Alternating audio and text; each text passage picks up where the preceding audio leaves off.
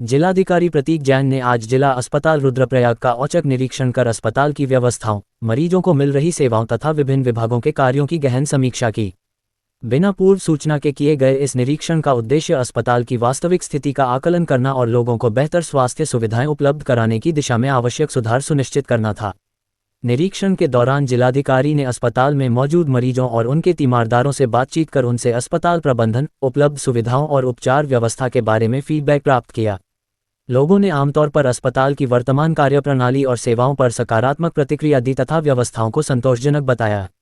जिलाधिकारी ने बाद में अस्पताल के डॉक्टरों, नर्सिंग स्टाफ और अन्य कर्मचारियों के साथ चर्चा कर उनके समक्ष आने वाली चुनौतियों और आवश्यक सुधारों पर जानकारी हासिल की। उन्होंने कर्मचारियों से कहा कि अस्पताल में आने वाले प्रत्येक मरीज के साथ संवेदनशीलता और तत्परता से व्यवहार करना अत्यंत आवश्यक है। इस दौरान जिलाधिकारी ने जानकारी दी कि सीटी स्कैन मशीन का संचालन जल्द सुचारू रूप से शुरू करने के लिए अतिरिक्त तकनीशियन की नियुक्ति आवश्यक है, जिसके लिए डीजी हेल्थ से पत्राचार किया जा रहा है। उन्होंने कहा कि तकनीशियन की नियुक्ति होते ही जिले के मरीजों को बड़ी राहत मिलेगी तथा उन्हें उच्च स्तरीय जांच के लिए बाहर नहीं जाना पड़ेगा। साथ ही उन्होंने बताया कि अस्पताल में सर्जरी विभाग शुरू करने की दिशा में भी कदम बढ़ाए जा रहे हैं। इसके लिए शासन से सर्जन की नियुक्ति के लिए प्रस्ताव भेजा जाएगा, जिससे जटिल ऑपरेशनों से लेकर सामान्य सर्जरी तक की सुविधा यहीं उपलब्ध हो सकेगी। निरीक्षण के दौरान जिलाधिकारी ने अस्पताल प्रबंधन को स्वच्छता, समयबद्ध सेवाओं और मरीजों के लिए बेहतर सुविधा सुनिश्चित करने के निर्देश भी दिए। उन्होंने कहा कि अस्पताल की सभी मशीनें और तकनीकी उपकरण हमेशा कार्यशील स्थिति में होने चाहिए। जिलाधिकारी जैन ने यह भी बताया कि जिले के सभी उपजिलाधिकारी आज के दिन अपने अपने क्षेत्रों के अस्पतालों का निरीक्षण कर रहे हैं। इस सामूहिक निरीक्षण अभियान का उद्देश्य पूरे जनपद में स्वास्थ्य सेवाओं की स्थिति का मूल्यांकन करना और कमियों को दूर करने के लिए समय रहते प्रभावी कदम उठाना है। निरीक्षण के दौरान उप जिलाधिकारी सोहन सिंह सैनी एवं समस्त चिकित्साधिकारी एवं चिकित्सा स्टाफ उपस्थित रहे। देखिए, आज यहाँ पे डिस्ट्रिक्ट हॉस्पिटल रुद्रप्रयाग का एक सरप्राइज इंस्पेक्शन शेड्यूल किया गया था।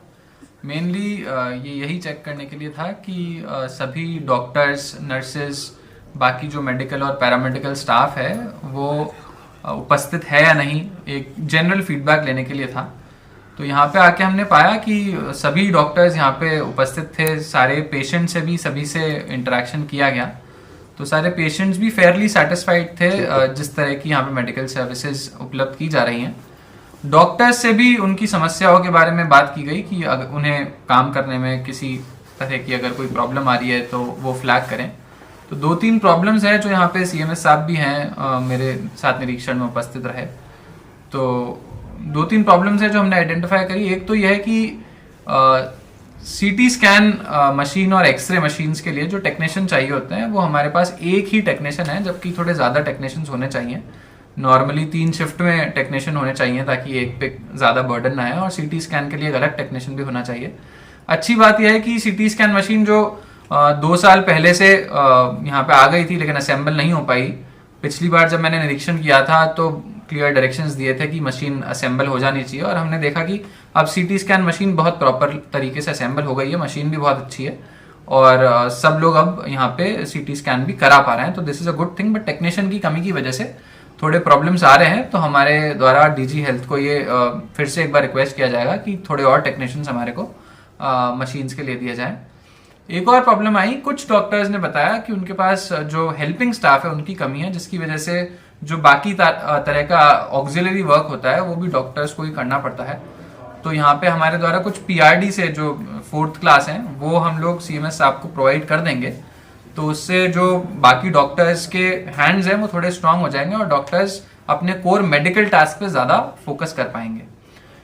वैसे ही एक इशू जो है वो सर्जन की कमी है। हमारे यहाँ पे रुद्रप्रयाग में अभी सर्जन नहीं है, जनरल सर्जरी का थोड़ा इशू हो रहा है। हालांकि श्रीनगर हॉस्पिटल बहुत पास में है, तो सर्जरी का अगर कोई भी केस आता है तो डॉक्टर्स उन्हें नॉर्मली पेशेंट्स को रेकमेंड कर देते हैं श्रीनगर, लेकिन डीएच में क्योंकि एक सैंक्शन पोस्ट होती है सर्जन की, और जिले में कोई ना कोई सर्जन तो होना भी चाहिए इमरजेंसी केसेस के लिए भी, तो इसके लिए भी शासन को डिमांड हम लोग भेजेंगे और एक एटलीस्ट एक सर्जन की डिमांड हम लोग करेंगे। गायनेकोलॉजी डिपार्टमेंट भी सही से चल रहा है। सब जो डिलीवरी के लिए भी यहाँ पे महिलाएं आ रखी थी उनके भी अटेंडेंट से बात करी, तो जो अल्ट्रासाउंड का प्रोसेस है और गायनेक डिपार्टमेंट का पूरा प्रोसेस है वो भी बहुत सेटिस्फैक्टरी तरीके से चल रहा है। आज मैंने यहाँ पे डिस्ट्रिक्ट हॉस्पिटल का निरीक्षण किया है और साथ में हमारे यहाँ पे जितने भी सीएचसी हैं, पीएचसी हैं, मैंने सभी एडीएम को और एसडीएम को डायरेक्शंस दिए थे कि बाकी हॉस्पिटल्स का भी, जो हमारी हेल्थ फैसिलिटीज हैं, उनका भी आज ही औचक निरीक्षण करें। तो मुझे लगता है बाकी सब जगह जो हेल्थ फैसिलिटीज है उनका भी अभी औचक निरीक्षण चल रहा होगा।